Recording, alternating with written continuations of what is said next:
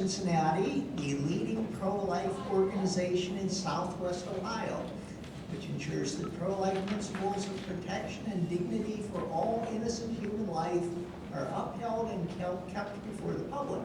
As Executive Director, Meg oversees pro-life educational outreach, promotes life-affirming legislation at every level of government, encourages and supports pro-life candidates and office holders, manages media communications, and works in coalition with area and statewide pro-life, pro-family organization. Whatever it is they pay you, it sounds like it's not enough. And I'll just let people read the rest of the bio and the brochures, since we're a little behind on time.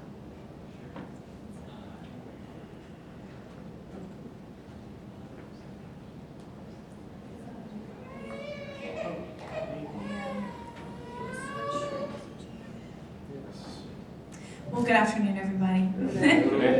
I know that I am the last person of the day, so I hope that you guys will stick with me for the next, 35 or so minutes, okay? And I will try to keep it interesting for you. So, like he said, my name is Meg Wittman, and I'm happy to be here. I'm sorry that I could not attend the entire conference today, but I had a friend's, her son's baptism this morning, so I wanted to make sure I made it to that. But what I want to address with you today is, of course, the overall topic of abortion. There are a lot of life issues, so although my particular presentation will be on abortion today, Cincinnati Right to Life, and I think all of us in the room are concerned with all of the life issues. But I am going to focus on abortion in this particular presentation. So, just a couple people I want you to think about as we get into this discussion. All right, Martin Haskell. Does anybody know who knows who Martin Haskell is? Okay, most of the room, not everybody in the room. Martin Haskell has been in the state of Ohio, in the Dayton area, and previously in the Cincinnati area as well. He is an abortionist. He does late-term abortions. He claims to have partially invented the partial birth abortion procedure, and he takes pride in that. Wow. Martin Haskell has been around a long time, and he is doing abortions right now in the Kettering area. He is no longer doing them in the Cincinnati area. But what I want you to think about today, he's been around for a long time. He has killed thousands of babies. Wow. And he, to this day, continues to operate his abortion facility, even though he has no transfer agreement with a local hospital. He has played the game in the courts for a very, very long time, and he continues to do that. Another name that might not look familiar to you on here, William Husel. This is actually a doctor who was recently charged with 25 counts of murder for ordering, quote, excessive and potentially fatal doses of fentanyl to former patients at the Mount Carmel Health System. So this is Franklin County. This happened recently. So these things are going on all around us.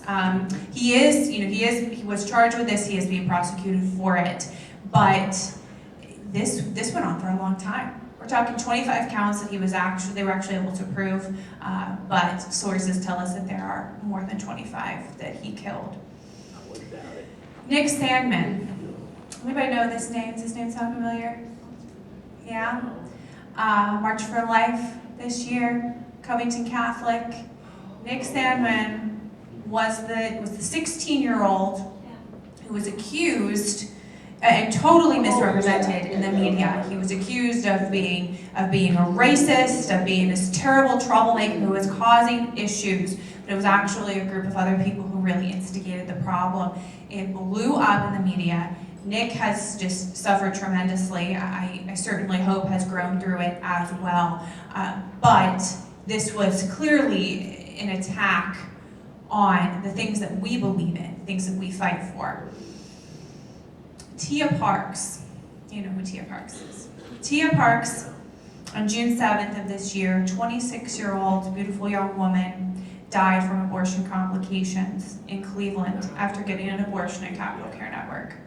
People are still dying from abortion. This is what we need to remember. This is happening in our own state. It's right around the corner. It's happening. And it's just unacceptable. We cannot let it continue, but I want you to think about her as we continue to go through this conversation today. And Brooke Skylar Richardson, this name sound familiar to anybody? Yes, so huge court case that got a lot of media attention recently.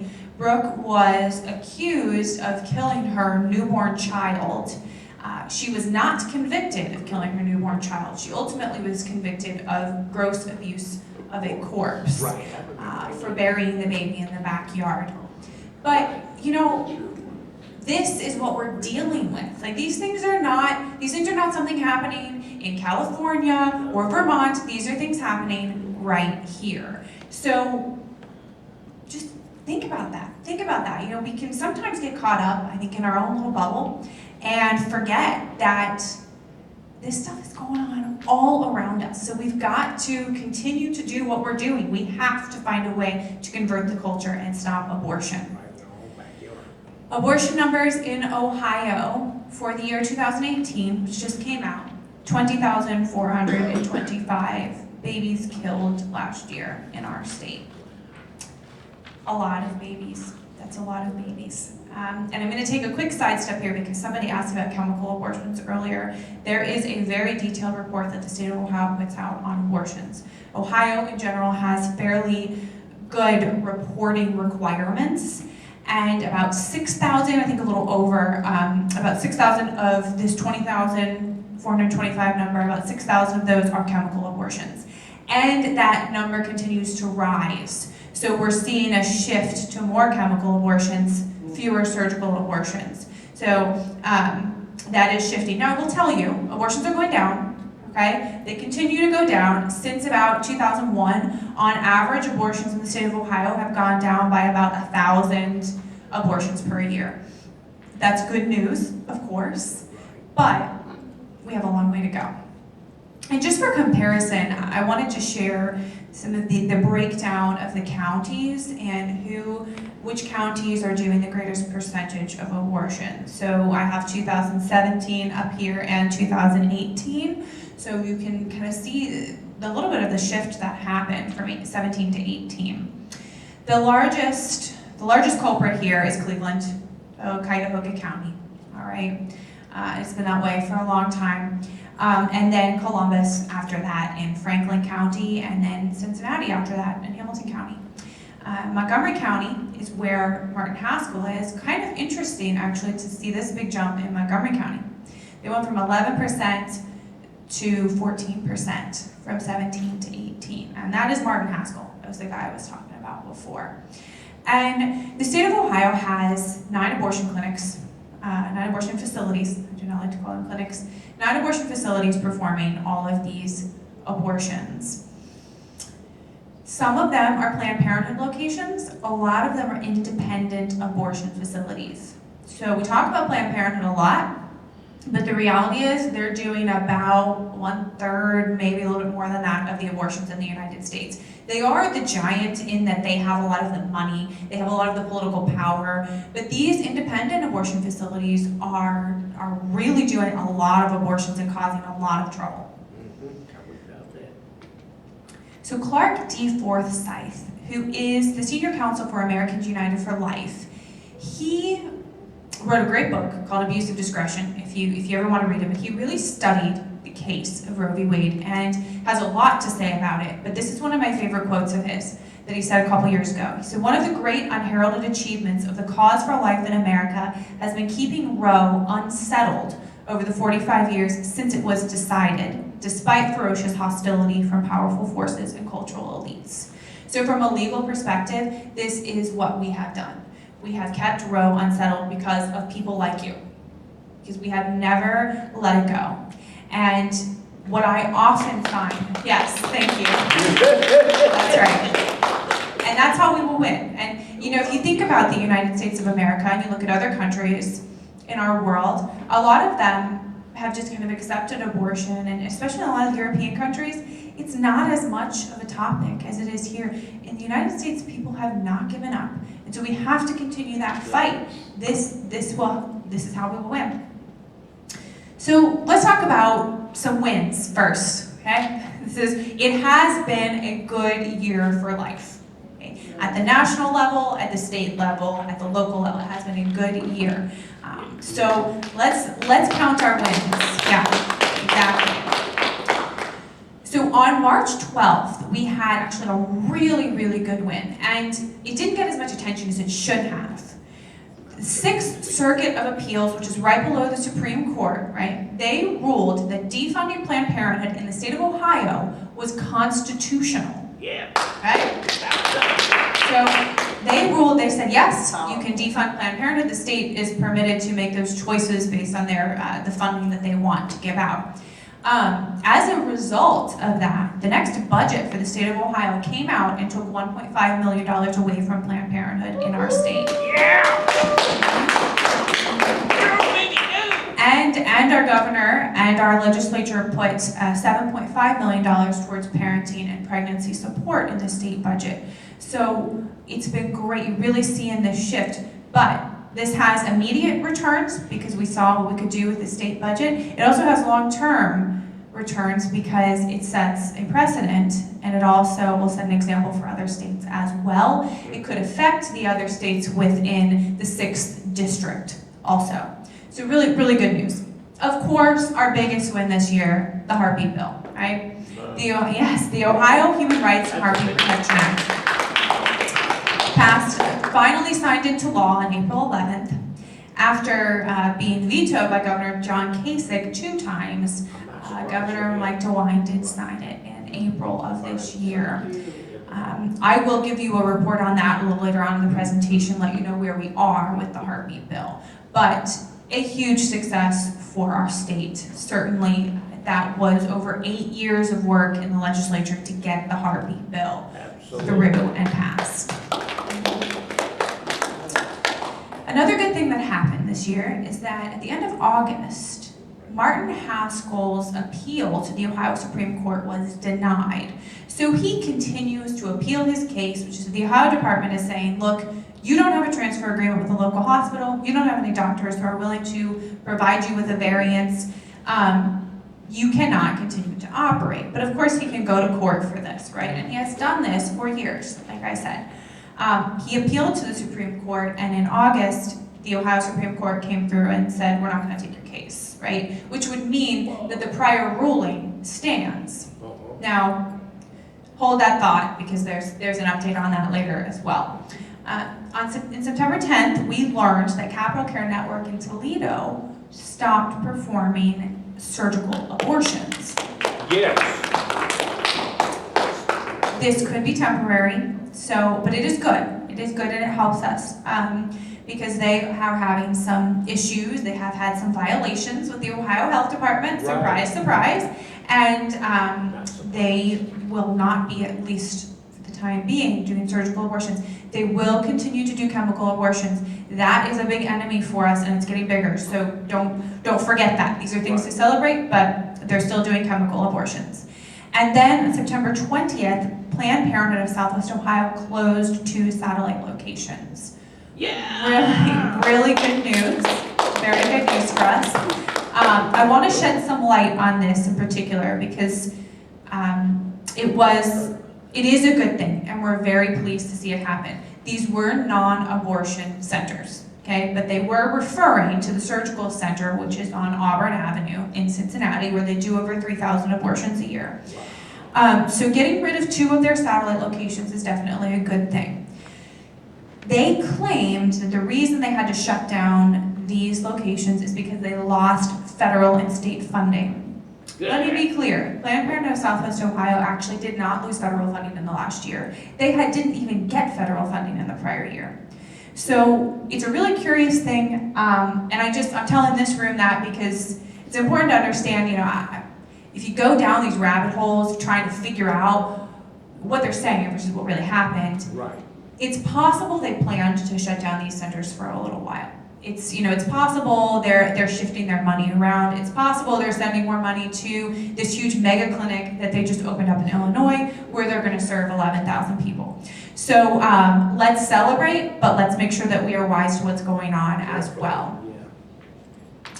So that was the good news, okay? And I'm going to give you some bad news, all right? Sorry. But just some things I want to keep in the forefront as we think about what's going on out there with these issues, right? I want to touch on this topic. There's a lot more on this first topic about sex education in our school system, in the country and the state of Ohio. But this past year, if you are interested in looking into this and in really getting involved on the issue of education and what Planned Parenthood is doing in our schools, please look up Ohio Value Voters.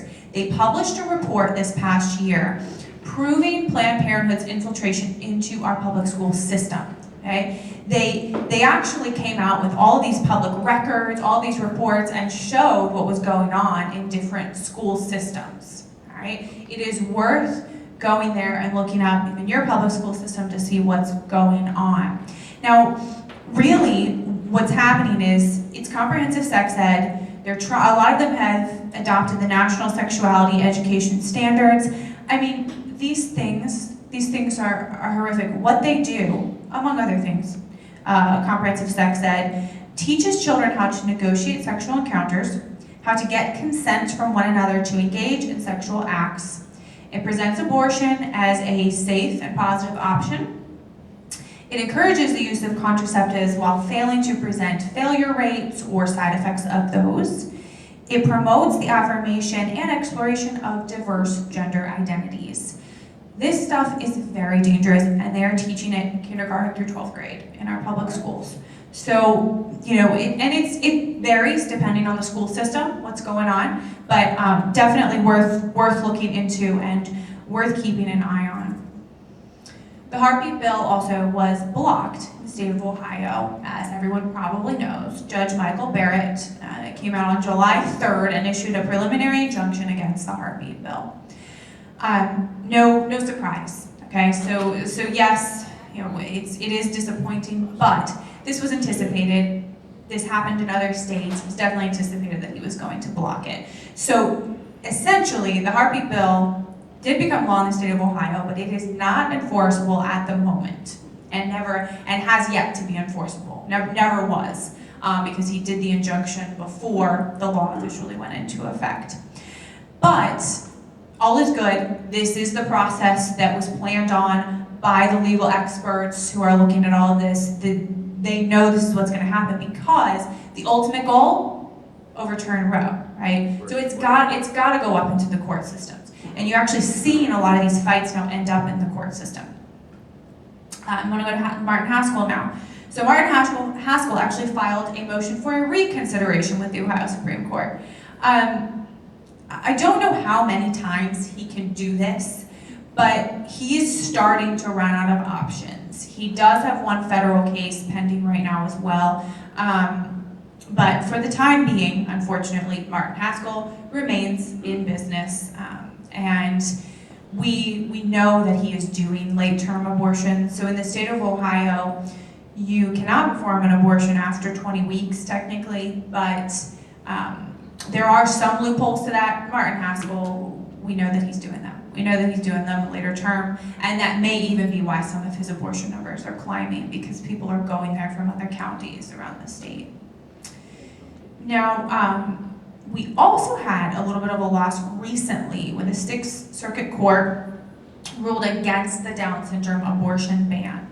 So in 2017, there was an abortion ban passed and signed into law by Governor Kasich that said that you cannot discriminate against a child with Down syndrome. So if a woman says, well, my child has Down syndrome or may have Down syndrome, so I want to have an abortion, that would be considered illegal. Of course, we would see that as discrimination to begin with, but of course, all abortion is wrong. But the way that the law was presented is this is discrimination against children with Down syndrome. However, the Sixth Circuit did not do us any favors in this ruling. This was a small panel of judges, so only 3 judges of the Sixth Circuit ruled on this. So we can go back, the Ohio Attorney General can go back and apply for the whole court to look at it. So we do have some more options for this, but for the time being, not a win for us, not a win. So I want to get into what's going on right now. Okay, what's going on at the legislature, what's going on at the Ohio State House that we all need to be listening for for, that we all need to be ready to even testify for or help out with wherever we can. There is a lot. We have a lot to do. We've come a long way, but we still have a lot to do. Because the goal, the overall goal here, is to make Ohio a pro-life state, right? Because at the end of all this, we're fairly certain that Roe is going to be overturned. It's not really a matter of if, it's really a matter of when. And it still could be a while, I'll be honest with you. Nobody really knows, and it's hard to anticipate exactly how all of this will shake out.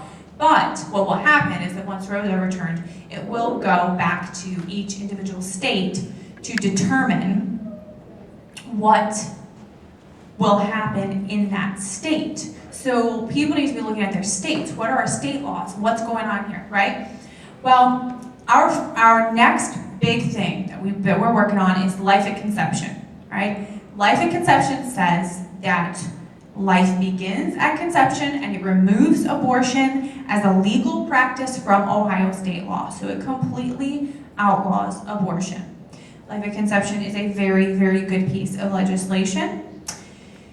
It will probably take us a long time to get it through, to be honest. It was introduced last session, and it's going to be introduced this fall in the Ohio State Legislature. It will be a fight. If we thought heartbeat was a fight, this is going to be a lot harder, right? But that is the goal. That is the goal. That outlaws abortion in the state of Ohio if or when Roe is overturned. Another interesting, I'm going to actually go crossways. The sustained life legislation is something I want to give you a heads up on. My focus is more on abortion, but I do want to let you know what we're doing on end of life issues as well. So there's a piece of legislation that we want to drive and get passed, which redefines nutrition and hydration as comfort care, not medical care.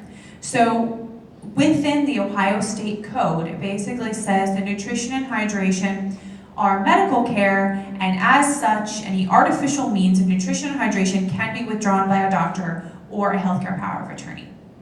So that could be interpreted a lot of different ways.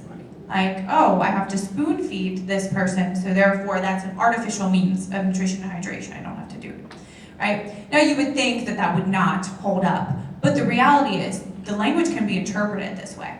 So we have to change the language. We have to say, no, nutrition and hydration are basic comfort care, and medical representatives are required to provide basic comfort care to all patients. And in addition to that, we're also restructuring the diagnosis of what we call persistent vegetative state. There's a lot of interesting information on what they call it PVS, persistent vegetative state, where there are a lot of cases where people come out of this. There's a lot of science here that still has to be looked into. So we really want to make sure that we are protecting those individuals who end up in situations like that as well. Now, the ambulatory surgical facility regulations. This is an interesting one, and the pro-life movement does a lot of different things. We want to outlaw abortion, but we also do a lot in the way of regulation of abortion facilities. We do want to make it hard for them to do business, and we can save babies that way. So one piece of legislation is around these regulations that we're working on right now. And what they do is there's several added regulations for abortion facilities. But the biggest thing about this that I want you to remember is that ambulatory surgical facilities could be abortion facilities, sure, but anywhere else that does outpatient surgeries, right? Others that do that often have the ownership or the physician's name on the door. Abortion facilities do not do that. It is incredibly difficult to figure out who the abortion doctors are in a particular place, right? Unless they're well known or have some kind of reputation.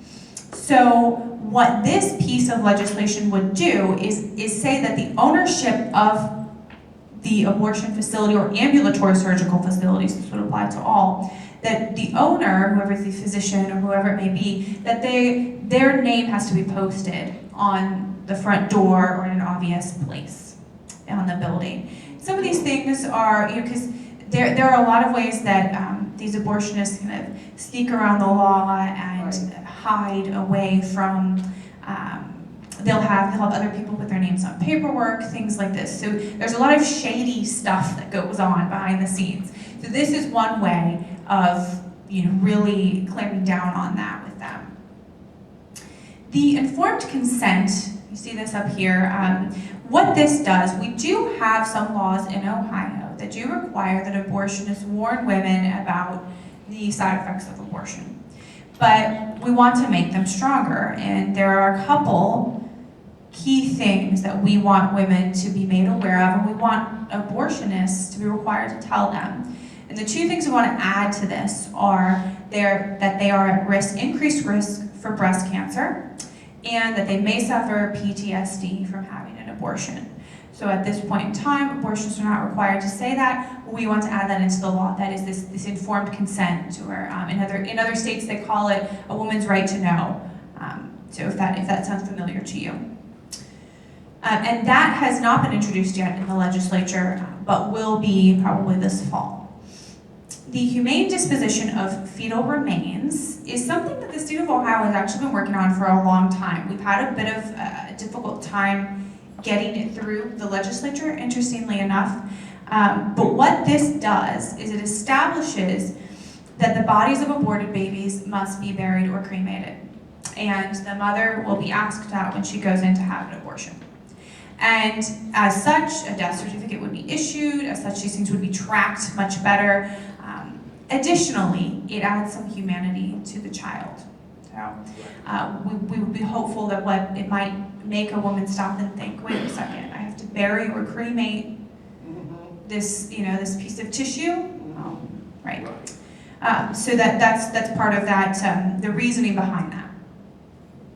The Abortion Trafficking Prevention Act is related to fetal tissue trafficking. So we all know what's going on in California with David Daleiden. 2015, he came out and ousted Planned Parenthood for making a profit off selling baby body parts. This Abortion Trafficking Prevention Act is to ensure that is made illegal in the state of Ohio. Federal law technically says that you cannot do this, but there are a lot of loopholes, and that's why Planned Parenthood's in court right now, because they are just finding loophole after loophole to say that what they did was actually illegal. So we are working on that. It's something that we're tracking and looking at. That does not have a whole lot of teeth in the legislature yet, so it's not moving very fast, that one. The Humanity of the Unborn Education Act.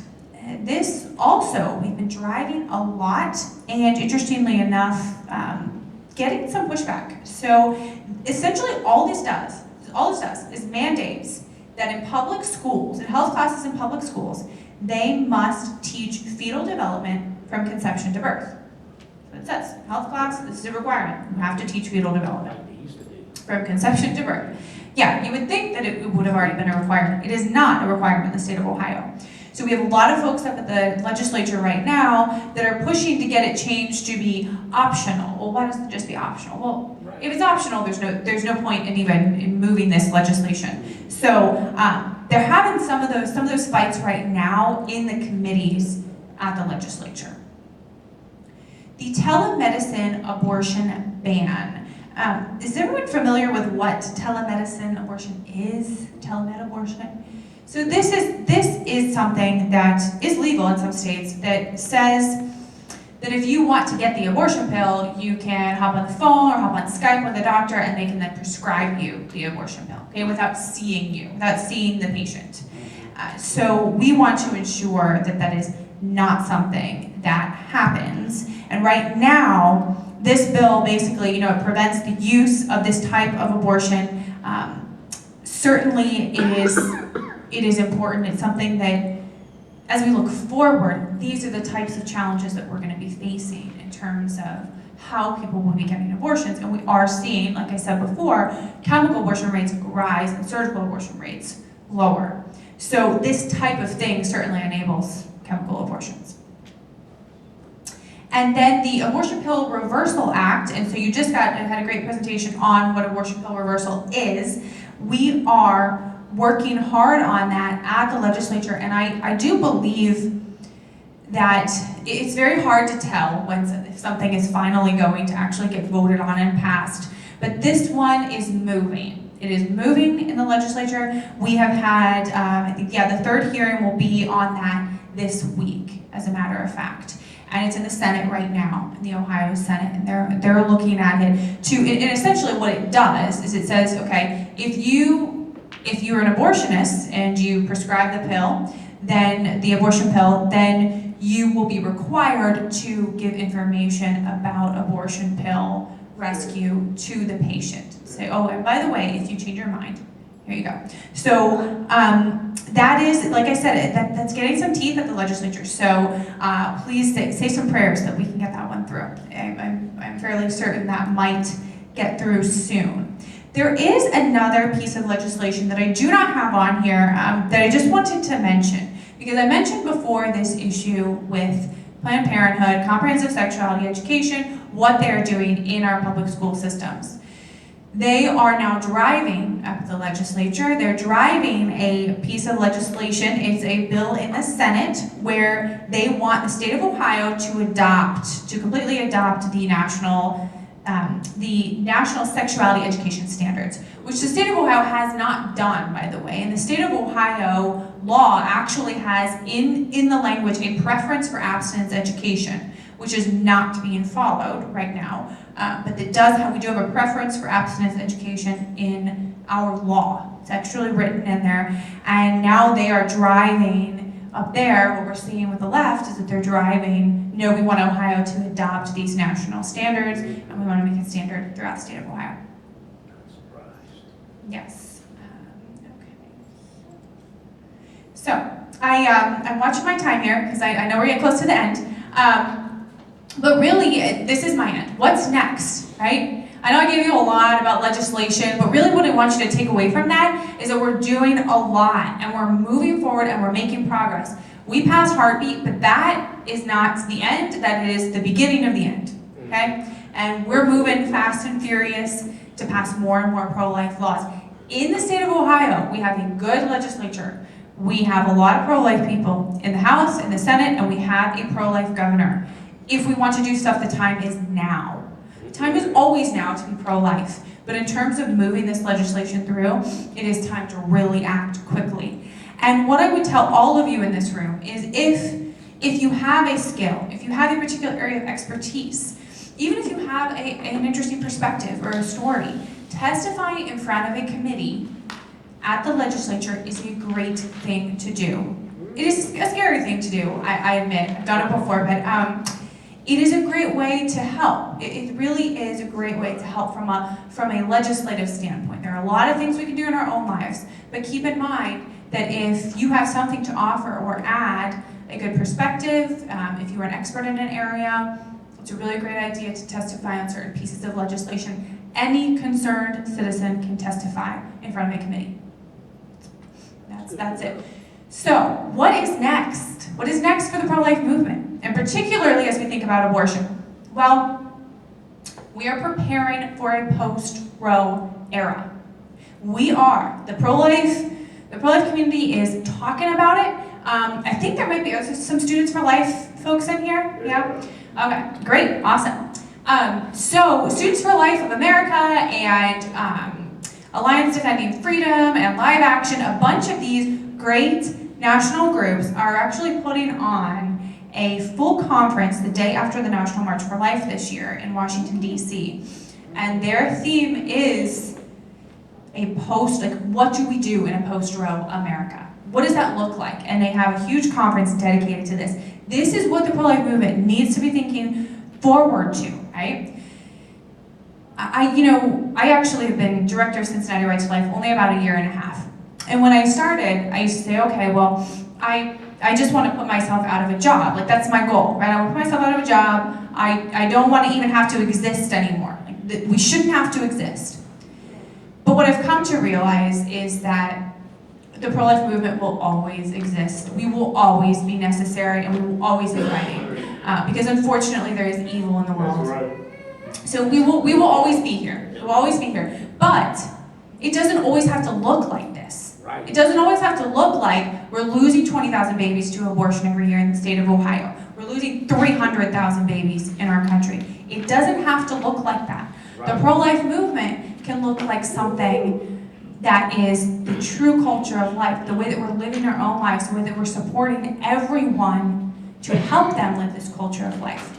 So, yes, political support. We know about this. Drive pro-life legislation and support pro-life candidates. This is so, so important. It is so difficult to be a pro-life politician. It is so hard. And it is easy for us to sit back and say, oh, they should have voted that way and they should have done this or that. But it is very, very hard to do what they do. Help them, support them, pray for them, encourage them. Right. Tell if they need some encouragement, just send them an email, leave them a voicemail message. They love to hear it. Believe me, they've said that. They love to hear it. Your state representatives, your senators, even your local township trustees, people like that who are fighting for life. So definitely do this and vote, please. Next week, vote. Grassroots activism. We know we have to continue to do this, right? Absolutely. The pro-life movement is and always will be grassroots forever. That's what we are, always will be. So continue to do that. We need to shut down abortion facilities and we need to continue to raise awareness about the issues. We need to spread the truth. We need to convert hearts and minds to a culture of life. This is the hardest part. This is the hardest part because it doesn't have the clarity that, yes, I want to pass this piece of legislation, or I'm going to go out and protest at this event. This live a culture of life. This is kind of foggy. Like, what does that really mean? Well, I would encourage you to think about what that really means from your perspective, what you can do to live a culture of life. But I've been doing a lot of thinking about it recently, and I think the first thing that we can do is we can set an example. Amen. So we do that, we set the example. Live your own life with the culture of life. Here are a few thoughts for you, right? If a woman has a miscarriage, don't just say, oh yeah, she had a miscarriage, okay, well, sorry about that, move on. No, she had a miscarriage, which means she lost a baby, and we're fighting for all these babies that get aborted at the same age. So treat it like the death that it is, like a death of a person. Remember, that's building the culture of life, that's helping people think, oh, this is a living human being. As a pro-life movement, that's what we talk about, babies that die from abortion. So do that when it comes to miscarriage. Help people. The foster care system is it's a mess, okay? It's a mess. Sure and is. we have a lot of work to do on that. So let's think about that and what we can do to help all of those children out there. The pro-life movement is accused often of not caring about children after they're born. That's not true. We know that's not true. But figure out how we can help more. Like, what's one thing that you can do? Even something as simple as throwing a baby shower for a single mom in your community. Doing anything like that. Doing 40 Days for Life at your church. Do it. Just be the leader and say, we're going to do this. I'm going to make it happen. So those are just some examples for you. And I just want to close with that thought. The reality is, we are entering a post-Roe America. We are on our way there. We need to fight to get there still. But we need to be ready to live out the culture of life. So thank you very much.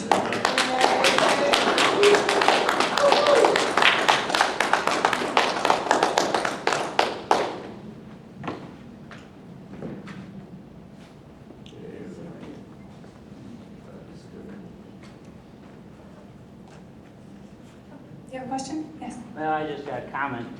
We do have a state representative in our audience. I'd like to thank him for all of his support.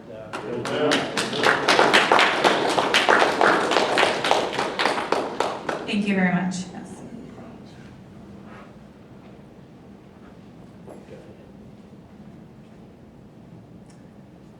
Thank you. A few notes before we take it into this conference. First off, we have